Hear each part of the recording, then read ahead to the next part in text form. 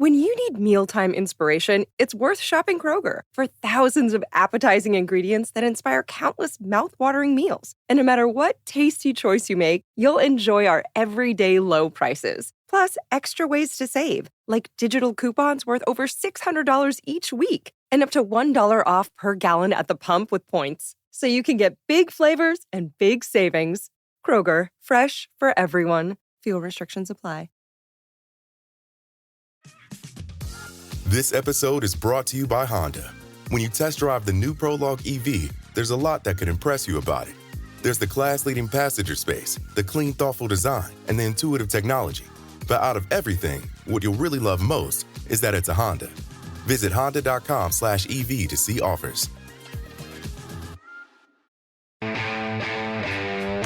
now, live from the TCL broadcast studios, it's Joe Souchere and Patrick Royce with Sports Talk.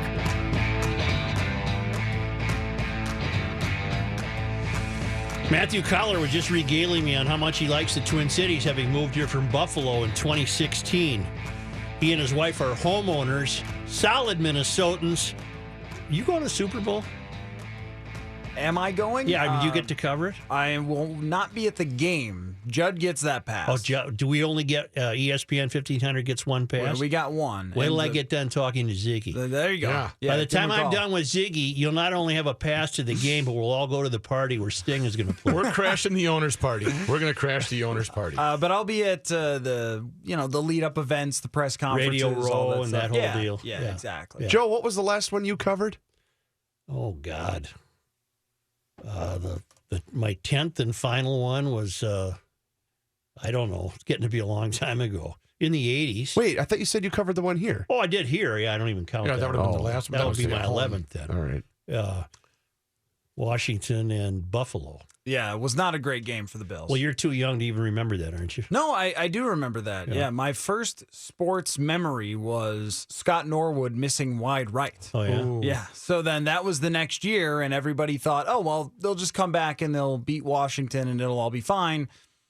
And then they didn't. Then they got killed. Is Buffalo more of a football town than hockey town? Yeah, but the margin isn't as wide as it is here. Like, they're crazy about hockey. There was a scrimmage that the Sabres had in July, right? And they put 18,000 in the arena to watch a scrimmage. Really? Yeah, they are insane about the Sabres in Buffalo, even though they're so bad. Is that where Taze returns to every summer? Am I thinking? Patrick Kane. I'm sorry, Kane. Yeah. Patrick Kane. And then gets accused of kind sexual of getting assault. in trouble once in a while. Yeah. And he I think last summer he didn't come back to Buffalo, and people of Buffalo were thrilled about that. Is that where he's from? Yeah, he grew up there. But I suppose he has a mansion on the lake or something. He does, yes. Really? I know where that is. Yes. Oh, yeah? There's a area of South Buffalo that's on the lake that is just mansion after mansion, and one of them is his. Okay. Rook, you had something that Matthew might be able to solve. I've got a couple of different things. Do people call you Matthew or Matt? Whichever, but I usually go by Matthew. Depends how mad you are. All right. What's your middle name? David. probably David, you get it. That's probably what your mom did, right? Usually Matthew was when she was upset. Matthew, that's enough. Yes. How old are you? About 15? 31. 31. Yeah. He does look young. It's becoming a young man's game. All these guys in their 30s, you know? Yeah, you're even feeling old. No. I feel old. I exited mine back in November. You exited what? I hit the big 4-0 in November. Really? Congratulations! I thought you were still in your 30s. I guess you're the young one here, Manny. 60. Yeah. This came across my desk, and this I don't even know if. But Matthew was not in town when this happened. No, he wasn't. This happened in I believe 2010. It was okay. I was alive then. It was you were alive. You just were a lot younger. Randy Moss made comments about Tanucci's, a local catering business. Okay, yep, I know the story. And he said, "What is this?" And he said it right to Gus Tanucci, to his face. And wasn't the line, "I wouldn't feed it to my dogs"? He wouldn't feed it to his dogs. And Brett Favre was right there. And Gus said if Favre would have had a football, he would have spiked Moss right in the head because he was so taken aback by what Randy said was so rude, but also the fact that it was a pretty darn good spread and they were working hard. But how could this possibly have reappeared in the news? Well, somebody, it was posted on ESPN or Yahoo, I'm not sure which here. This is called thepostgame.com. Somebody went and asked Tanucci's about this story in 2010 because I'll just say, Tanucci's will see another spike in business during the week of Super Bowl 52. With the influx of people descending on the Twin Cities to ensure safety, police will heavily patrol the area, and Tanucci's will help cater for the Minneapolis Police Department. They've booked 120 dinners for 10 nights in a row. So it was kind of a backstory on who's catering for the police or who's catering for some of the workers and so forth. So it worked out for Tanucci. It worked out for Tanucci's for the Super Bowl because they're getting a couple of gigs. It looks like the cops and probably some other things that I don't know. And then that led the writer to go back and ask about this story because they probably saw that there was this story in 2010. And it was just kind of funny that it is, surfaced again. But I didn't know this. Moss never apologized, but co-owner president Mark Wilf did so over the telephone. That's my friend, Mark Wilf. Mark, our guy Mark. Mark. Hey, we got a talking point. When we're at the owner's party, Mark, it was a really great gesture when you called the Tanucci family and said, I'm sorry about Randy's behavior. Know what I'm going to ask Ziggy about? What? Zig, you ever get restless leg syndrome? Don't ask him about restless leg syndrome. Don't ask him about that. Has anybody ever turned around their just public persona more than Randy Moss has since he's retired? No. Right? I mean, at that point, we would have said this is the biggest jerk in history. Yes. Like, he was a great player, but just go away. And now he's super loved. And that's the Randy we wish we would have had instead of the guy that runs over meter maids downtown Minneapolis. But there was always, Randy was such a polarizing figure, even when he was here the first time before he was traded to Oakland, that there was always, and there still is always, those section of fans that he could have done anything wrong and they still loved him. I might have been one of them. I've told these guys before, Matthew, I always detected in him vulnerability. Mm-hmm. And that's rare to me to find that in professional athletes. Usually they can put on a game face where you can't see anything in there. I always sense that I always got a kick out of him. I think there's a real meaningful character in there somewhere. Have you seen the 30 for 30 on him? No. It's called Rand University. Any of you guys see it? I've heard it being raved about. I haven't seen its entirety, just parts. It's good. It goes through his entire childhood and what he went through growing up and kind of all the people that let him down and things like that and how he just doesn't trust people. And it really lets you into exactly what you were picking up from him, that vulnerability. He's a very emotional guy, as we've seen. He talked about it a little bit when he was at a press conference that when they announced that they were going to put him in the, what do they call it, the Ring of Honor? Yeah. So when they were going to put him in that, he showed a little bit of that vulnerability. And I think you were right, is more of a defense mechanism than anything else for him because he really didn't trust people and had that chip on his shoulder because of the way he grew up.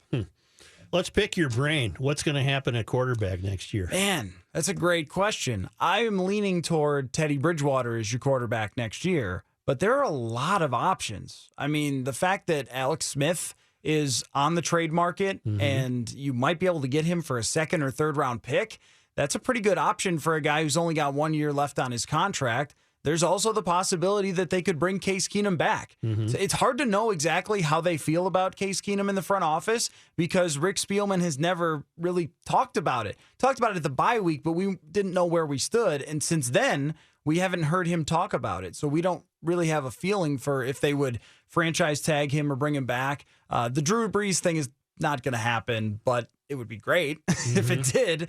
I think those are your top options. It's probably one of those three because I don't see them spending $130 million on Kirk Cousins. Okay.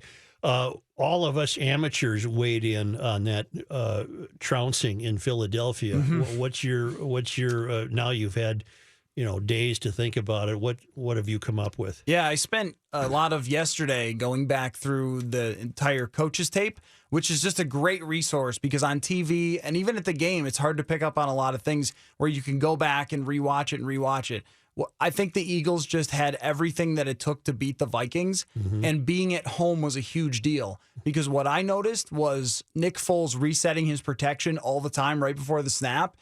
And if they were in Minneapolis, he wouldn't be able to hear. And it'd be very difficult to do, and you could pressure him. But his protections were amazing. Their offensive line was amazing. There were times where the Vikings had great coverage, but then they gave him 5 seconds to throw the ball. And even a backup level quarterback like him, if he's got that long to throw the ball, I mean, he's in the NFL for a reason. And then the defensive line destroyed the Vikings offensive line. They forced turnovers. They wouldn't let them run. I think it was just the perfect team and situation to beat the Vikings. What do you mean reset his protection? Like, I would not have noticed that. Yeah, right. So, like, just for example, there was, I think it was on a key 3rd down and 11, where they threw it to the tight end over the middle of the field, got a first down, continued their drive, and eventually scored a touchdown. Where if you slow it down on the game film, you could see Nick Foles pointing to where Harrison Smith is going to blitz from. And his running back's on his left. Smith is going to blitz from the right. The running back comes all the way across to pick up the blitz. So he probably pointed out something he had seen. All right, on this look, they're going to blitz from that side. And then he was telling everyone, this is how we're going to handle it. They have kind of words for that. So they were able to handle it perfectly. And then he sat in the pocket, stepped up into a huge gap, threw it to the wide open guy. If he doesn't do that, if he doesn't point out where the guy's blitzing from, then Harrison Smith probably comes free, and there's no way he gets that ball off. Are you embarrassed? Joe, I told you know that this much about football? Hey, I told you that on Monday. I did. I said exactly. He's reading the, lucky 13, Mama loves it hot, and then, he knows that they're going to pick up the Harrison, right? Yeah, Omaha. See? I said, Matthew just. The biggest difference from when I was a sports writer to you is that guys like you specialize. We didn't. How much game film did you watch? Well, I was going to ask you, how do you personally get access to a coach's tape? Yeah, the NFL.com has it, and if you pay for it, you can watch it too. So it's like, I don't know, $150 for a year. So then you can go back, and on Tuesday or Wednesday they put it out for every single game. You can watch game tape on anybody you want. Do you enjoy doing that? Yeah, I really do. It's because you see so much more. So you really enjoy the National Football League? Oh, yeah. I really enjoy just football in general and watching how the two teams approach each other. So it was pretty clear that Mike Zimmer wanted to be aggressive and he wanted to blitz Nick Foles because he thought he would panic and throw the ball away. But since his protection was so good and his offensive line was so good, you could see them handling it beautifully. And you could tell, especially the way that Doug Peterson schemed up plays for specific situations, how he designed plays where it looked like they were going to run one way and they ran the opposite way and the Vikings were caught off guard. All of that strategic stuff really, then why I really like that. I'm sorry to interrupt, but why doesn't the NFL give someone like Matthew a press pass who enjoys it? It would only to enhance their cause. Why are they so stingy with the press pass? You're talking about press assignments, and that's a different topic. Yeah, the Super Bowl is tough. I mean, we got one. So Judd has never covered a Super Bowl before. Okay. And he's been doing it for a long time. So I thought he should clearly be the one that gets it. Got it. You know what I mean? But I mean, for the whole season, I'm up there in the press box, so it's fine. All right, just a moment. Right. We'll be back.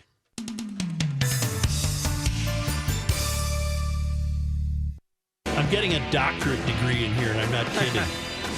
NFL 101? It's Or is it an interesting. advanced class? It's interesting to meet a 31-year-old kid with this much knowledge of football, and he loves it. Explain to me.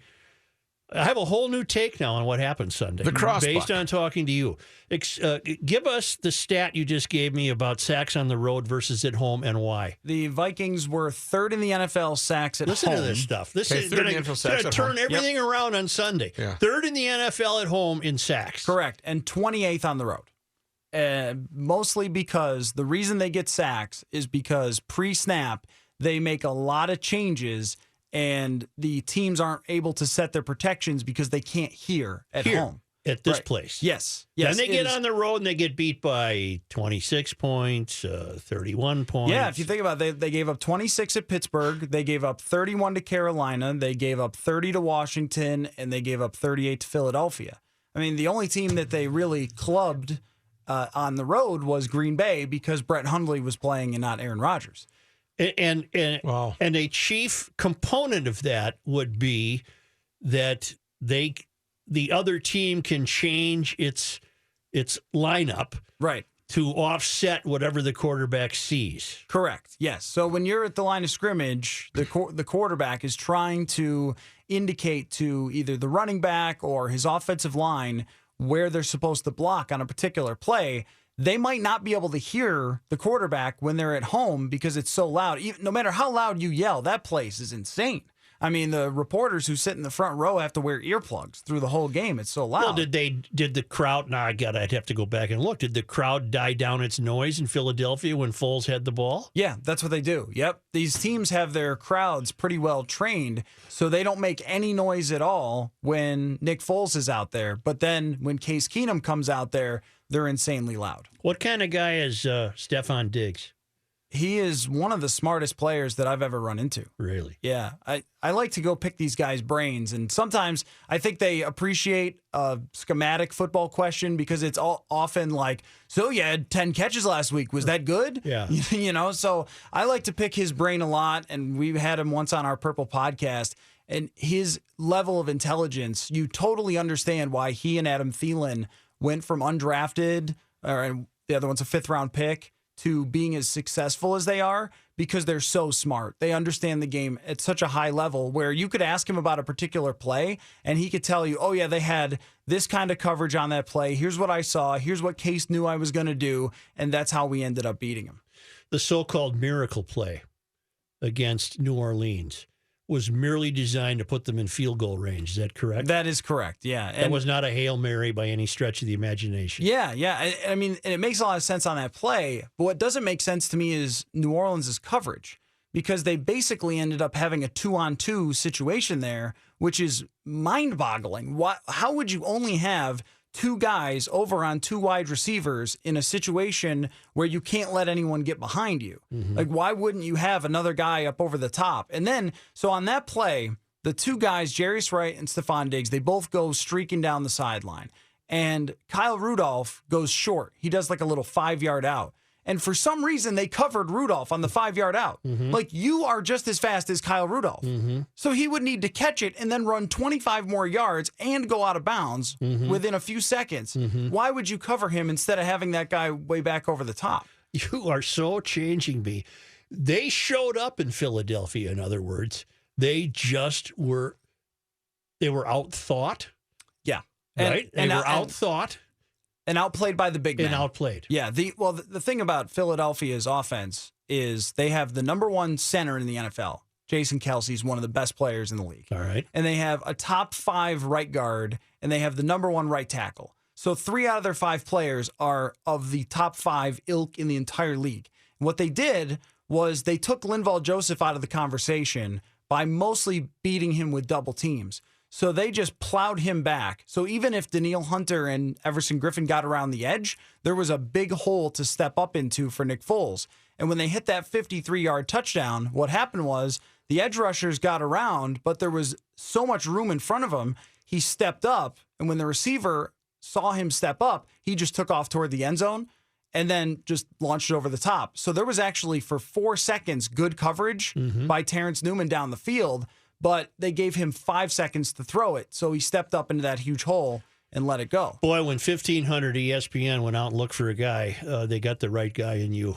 They really did. Well, I like football, Man, so it helps. Really must. We're going to be back in just a moment. So I'm checking on the, hi, by the way, welcome back to Sports Talk 1500 ESPN. I'm checking on the travel time on westbound 694 because it's such a disaster between 35W and 100. I believe I reported 30 minutes during my report there. I rechecked it. It's now at 45 minutes.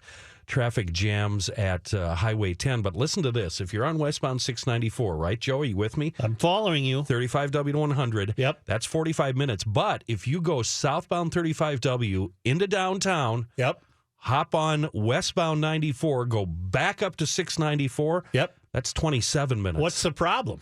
It's crashes and snow removal. Oh, okay. So just be ready to sit there if you're on westbound. Thank God we're getting around to that snow removal. Well, there's a lot of snow to remove. John, can you indulge me for a moment? Sure. I was talking to Matthew off air, and his wife, Sloan Martin, is a play-by-play gal, has done a lot of work, and I thought maybe it would help you young people. You've done minor league baseball play-by-play. Yep. Well, here's I've been in the business a long time, and I'm pretty good at it. And Pat Royce is also a long seasoned veteran, and professional. So why don't we play for him how you really should do play-by-play? Here's the pitch. Booth glaring in, wide. I'm sorry, inside, not wide. Inside, ball. I think he called it a strike. He did? Couldn't he? What's he raising his hand for? It looked like a strike to me. He's 1-1. 1-1. This is not as easy as you think it is when you listen to Gordo all summer long. See, maybe you want to. We can get him a copy of that. Maybe they can listen to it. Right. It'd be helpful. He wasn't as smooth as the count rides along, which Herb Carneal did, but Joe did. He had a count of 2 and 3. Count of 2 and 3. So it's now 2 and 3. That usually doesn't work too well. Here's John Haidt in the newsroom. Thanks, Joe. Cloudy and 26 degrees. Wild back at it tonight there in Pittsburgh to play the Penguins. A bit of a break then because the NHL All-Star game is Sunday afternoon. In Tampa? Tampa, yes. Yep. And the hockey hotbed of the country. Well, it Tampa, is based Florida. on their attendance. They are good, yeah. NFL will salute 15 recipients of the Medal of Honor, the U.S.'s most prestigious military decoration, when they take part in the coin toss before the Super Bowl on February 4th here in Minneapolis. World War II veteran Herschel Woodrow Woody Williams, who received the Medal of Honor during the Battle of Iwo Jima, will flip the coin surrounded by the group of recipients. Timberwolves lose to Portland last night, 123-114. Wolves will stay out on the West Coast tonight. A tough one against the Golden State Warriors. News notes from today. A driverless bus has arrived in Minneapolis. No. Members of the public can be among the first to take it for a spin around downtown. I don't want to. The Minnesota Department. Not around downtown, just Nicollet Mall, right? Uh-huh. Yeah, it's not turning off the mall, is it? No, it just goes from 3rd to 4th Street on the mall. Is there a big thing it runs into at the end and stops? Did you hear that? It goes from 3rd to 4th Street. Oh, hell, I could do that. Everybody hop on. Here we go. We're halfway there. Why don't you let me bring in my tractor and a hay rack?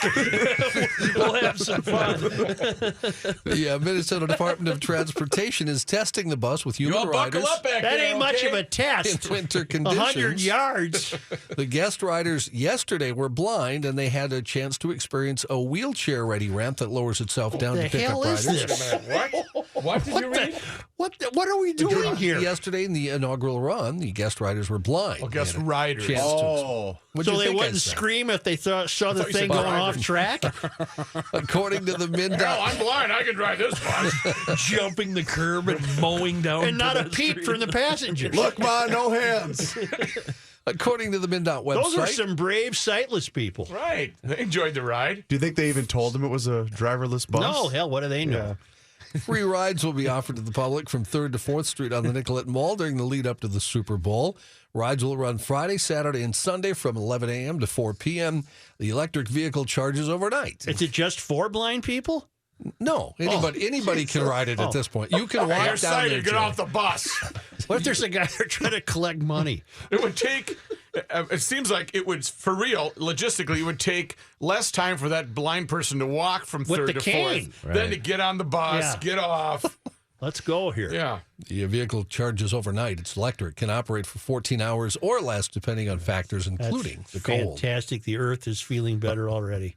Star Tribune reporting a man taped a photo of himself on an apparently stolen ID in order to steal a dog from the Humane Society in St. Paul. Hell, they'll give you the dog. What do you have to go through that for? The suspect walked out with Ace, a 10-month-old black and white pit bull mix, and never came back, according to St. Paul Police spokesperson Steve Linders. They accepted that taped on photo? That's correct. The Humane Society does allow guests to take adoptable dogs on a walk if they leave an ID with employees and sign the dog out. When the suspect, who remains at large, didn't come back with Ace, in about an hour, employees grew suspicious and took a peek at the ID he left behind. The man had taped a photo of himself over the real ID, said Lenders of the police department. The ID was left behind in a wallet that contained credit cards and other info that belonged to someone else. Police were called to the scene about 1:30. The dog and the man have not been found. Federal investigators say the engineer at the controls of that Amtrak passenger train that derailed near DuPont knew the train needed to slow down before taking a curve over Interstate 5, but he missed the posted warning signs. NTSB released an investigation update today, more than a month after the December 18th derailment that left 3 people dead, dozens injured. The 55-year-old engineer, not named in the report, had taken 7 to 10 observational trips and operated 3 on the new Point Defense bypass before that crash happened. In interviews conducted with the NTSB during the week of January 15th, the engineer said he knew the train needed to slow down before a 30-mile-an-hour curve, but he missed a milepost sign and advanced speed sign that would have alerted him to begin braking. You can eat romaine lettuce again if you're worried about this. I was washing it thoroughly. What was the problem? Well, there's an E. coli outbreak in 15 states about 2 weeks ago or so. Poop on the lettuce, huh? Yeah, there's a problem. 25 people had been infected. A literal translation, yes. That's cutting to the chase, isn't it, you're not Kenny? holding back. It is. 25 people infected, 9 people were hospitalized, and 1 person in California actually died from the outbreak. Oh boy. I hope you feel good now, Kenny. I feel awful. Yeah. But since leafy greens have a short shelf life, the CDC says it's likely the ones that caused the outbreak are no longer available for sale anywhere. Scientists have identified a mummified body found in a Swiss churchyard as the great-great-great-great-great-grandmother of British Foreign Secretary and author Boris Johnson. The body of an apparently wealthy woman was found decades ago during renovations of the Barfoser Church in Basel. There was no gravestone. They didn't know who she was. Basel's Natural History Museum said that by matching DNA extracted from the mummy's toe with a living descendant, its experts led to an international team that identified her as Anna Katarina Bischoff, a member of a prominent Basel family who died in 1787 at the age of 68. Likely, she was poisoned by mercury, which was then a common treatment for syphilis, which she may have acquired while tending. Yeah, tough life, huh? May have acquired while tending to patients with the sexually transmitted disease. Sure she did. Boy, she's really attending to him, I guess. You guys, what is wrong with you? Well, hey, have a little mercury, that'll clean it up. Well, you don't get it from you don't get it from breathing on each other, do you? Well, you got to touch the mercury. Whoa. No, the mercury. The mercury was used to treat it. Right. So you were touching the mercury. But you don't get syphilis from a toilet seat. No, is but what you're I'm swabbing saying. the mercury on the deal, so you're getting the mercury on your hands. The question isn't how she got the mercury poisoning; it's how she got the syphilis from the mercury.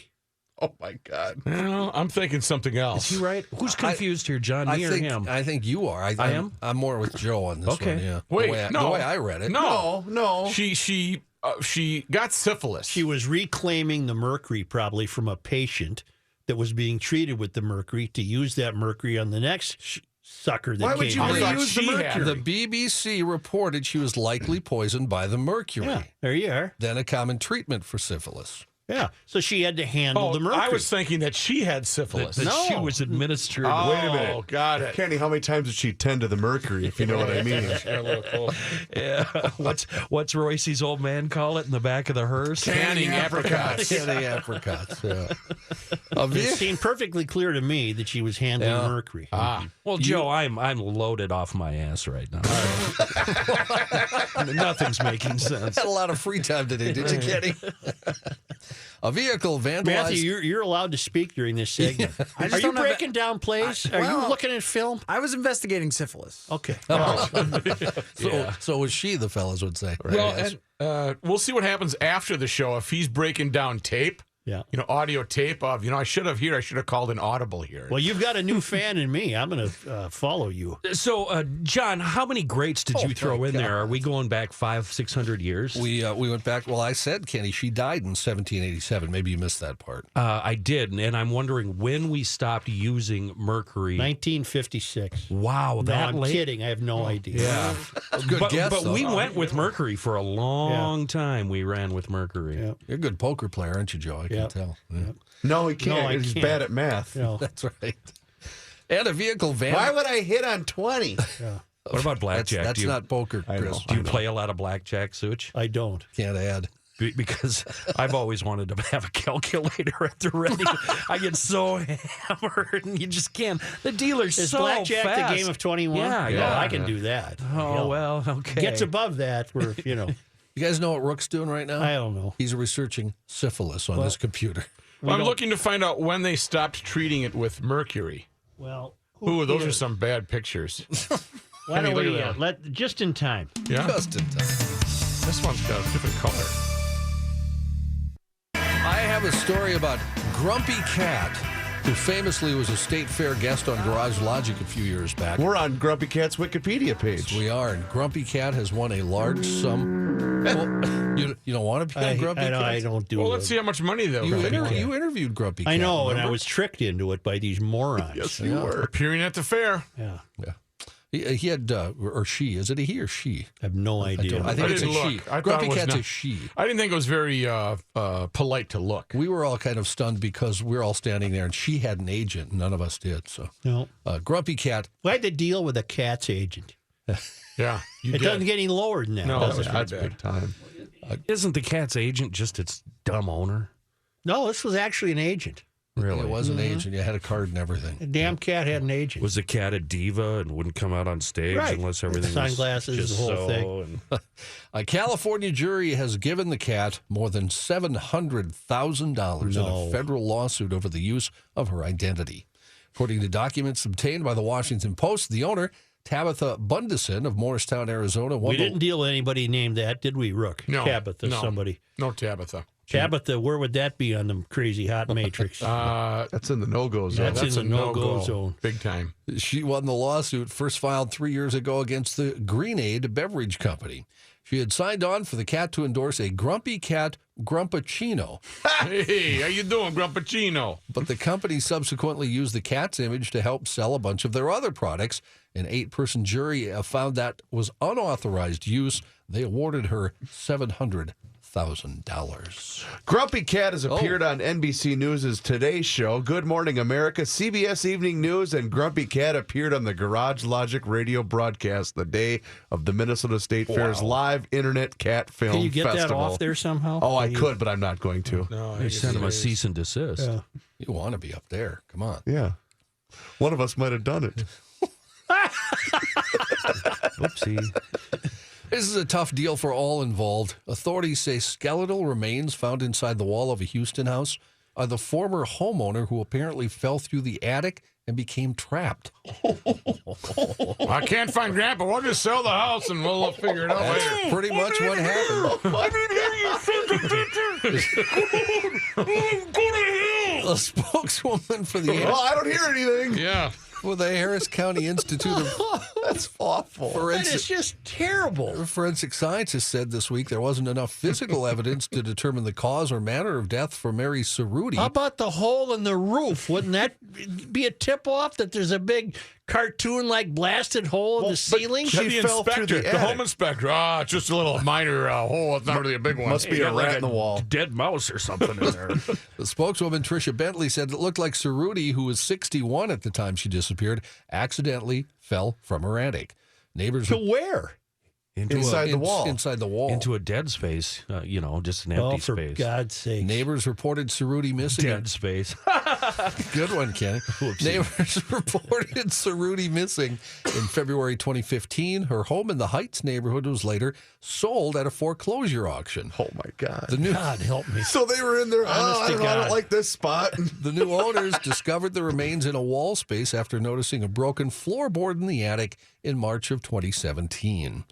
Preliminary autopsy results last summer indicated the remains were Cerruti.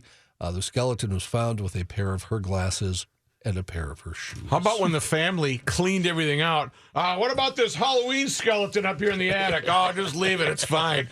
But how would there not have been a noticeable odor? Well, she may have been in there for how long? Who knows? She lived alone, right? She lived alone. She could. But when they were going to look for her after she was dead. That's a good point. I don't know.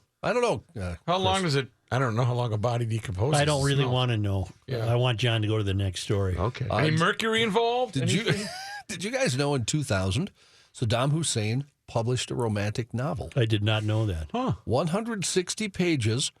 Unsurprisingly, Hussein's novel Zabiba and the King did not make it on any bestsellers list, though it was scrutinized by the CIA. It has a lot of allegories in it. The plot, apparently set thousands of years ago, features a love story between an Iraqi king and a lowly villager called Zabiba, who represents the people in the poorly veiled metaphor. I see. The characters' relationship develops as they discuss religion, nationalism, and other topics.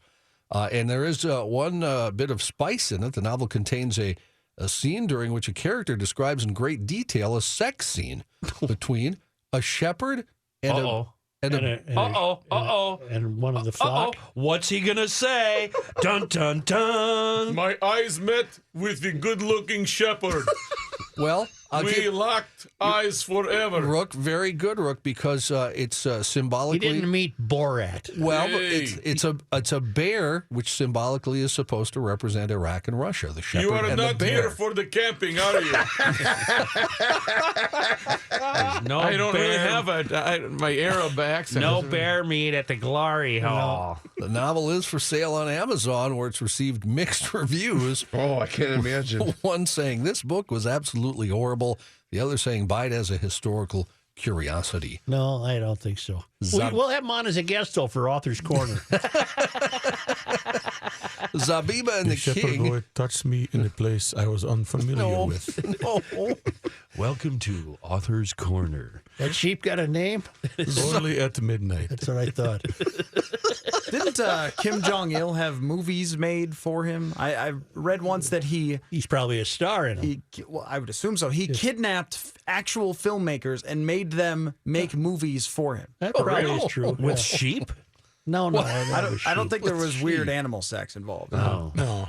I can't confirm that for No, sure. of course not. Why would you call it weird?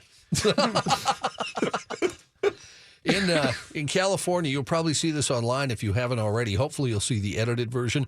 A physical education teacher at Carthay Center Elementary School outraged parents and upset students when he stripped naked and proceeded to chase nearby second graders and fifth graders during recess. Even the swimsuit bottom? The gone? whole thing, everything was gone. So is he a band teacher? Because they go nuts. He was a Phi Ed teacher. That's Was same he, thing. why were they? Just go ahead. Never mind. One parent told a local TV station he was supposed to be helping them learn PE, run around, and have fun. But he undressed and started chasing the kids while he was naked. The kids were ducking and dodging. They ran into some of the classrooms and looked for safe haven that way. A video taken by a nearby construction worker passing the scene captured the teacher putting his pants back on in the middle of I'm the just trying to playground. capture some of the action here of the naked guy. Parents were notified of the incident via robocall, as well as a letter that was sent home with students. The letter read, an individual began behaving in an unusual way, prompting us to contact law enforcement. As a safety precaution, our school went on a brief lockdown while officers responded and took the individual into custody. One parent said all of the kids saw his private parts. Very embarrassing, very upset. The man had been contracted Is as he an on paid employee. administrative leave? Yeah, well, he's actually undergoing mental health, and they're continuing to mental health evaluation and investigating the case against him. All right, Johnny, thank you. You bet.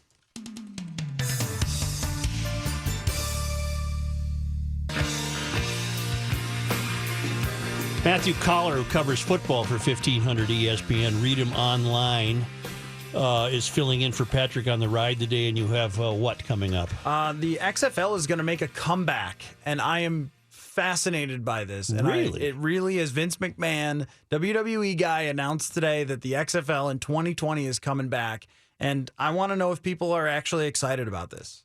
Now, the XFL, they played outdoors. Correct. It's Yes. arena football that I'm confusing it with. Yes, and arena football has pretty much deteriorated and fallen apart. Why did the XFL die off in the first place? Because Vince McMahon overhyped it to be this new crazy out of control league, Yeah. and then the football was bad when they Yeah. started. So they had an incredible viewership the first time they played, Yeah. and then everyone saw it and went, "Oh, this is just bad football." So They we're had a not gonna guy watch. named in that league named He Hate Me. They did, yes. Rod Smart was the guy's name. Rod Smart. Yes. Wasn't Jesse involved in it somehow? Yeah. Jesse Jesse. was, He would do early on in the XFL, I believe. like sideline reporting or something. Something. Yes. I think it was. He never saw a dollar he could pass by. I think he was governor Yeah. at the time. It was a complete disaster, and now he's going to bring it back. 1500 ESPN is KSTP. St. Paul, Minneapolis is 26. The ride is next.